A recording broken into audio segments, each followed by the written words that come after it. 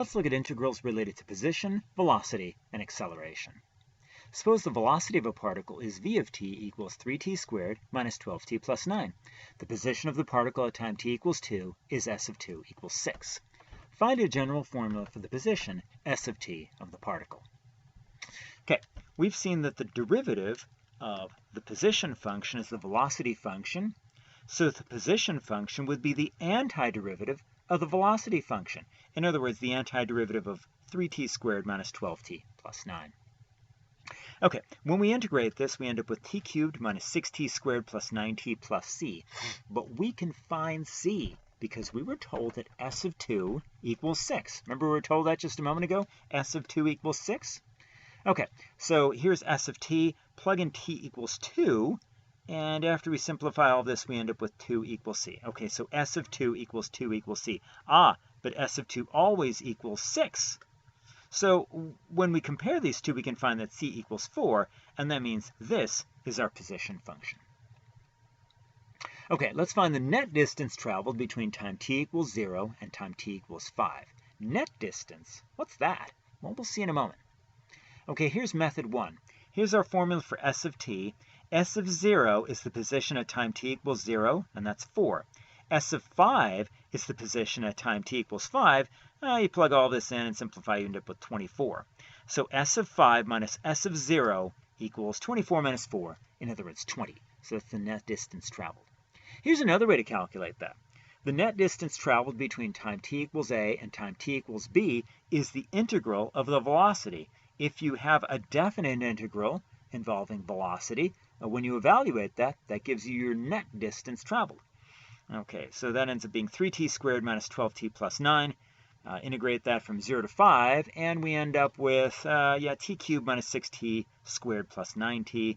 Evaluate at 5, subtract what you get when you evaluate it at 0, simplify, and you end up with 20, which was what we got a moment ago. Okay, find the total distance traveled between time t equals 0 and time t equals 5.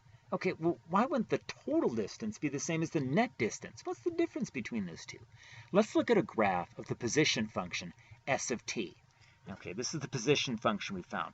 Notice that the particle travels forwards between time t equals 0 and time t equals 1. It travels backwards between time t equals 1 and time t equals 3, and then forwards again between time t equals 3 and time t equals 5. So if we want the total distance traveled, we count these separately. So it'd be this, plus this, plus this. Whereas net distance traveled, that's just going to be, that's just going to be 24 units. It's not counting all the zigzagging in the middle. But if we want total distance traveled, that would include the zigzagging.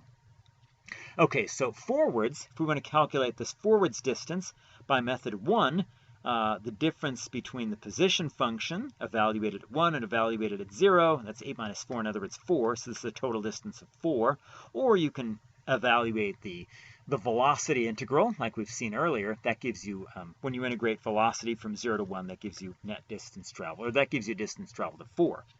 Okay, backwards from 1 to 3, method 1, s of 3 minus s of 1 is 4 minus 8, in other words 4, so you're traveling a total of 4 units backwards there. Or if you integrated the velocity function from 1 to 3, you'd also end up with negative 4.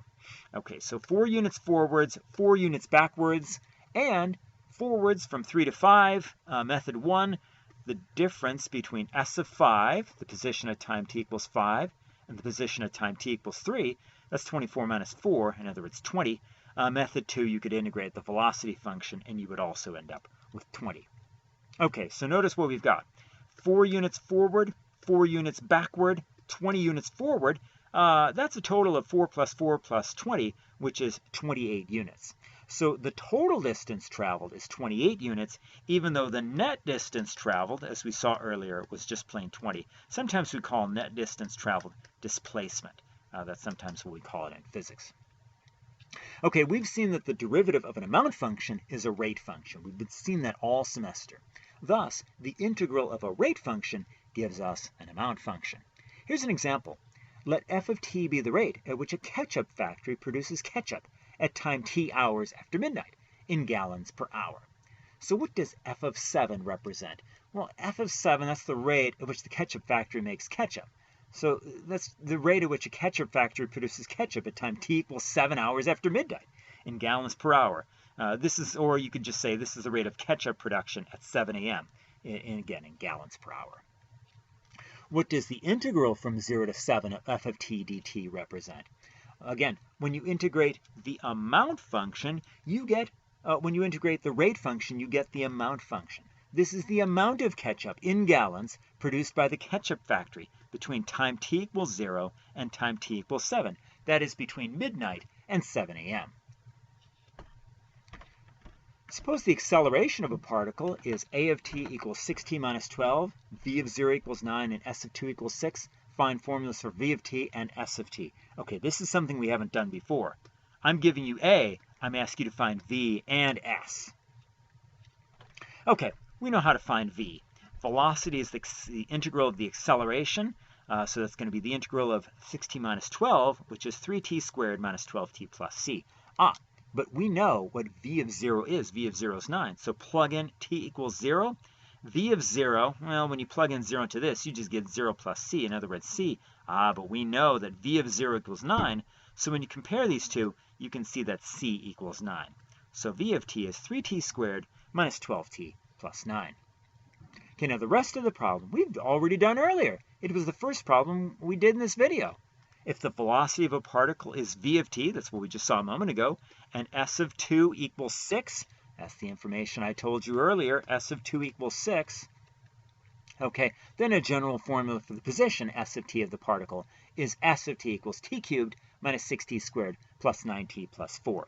So we integrate the acceleration to get the velocity, and then once we get the velocity, then we integrate that to get the position function.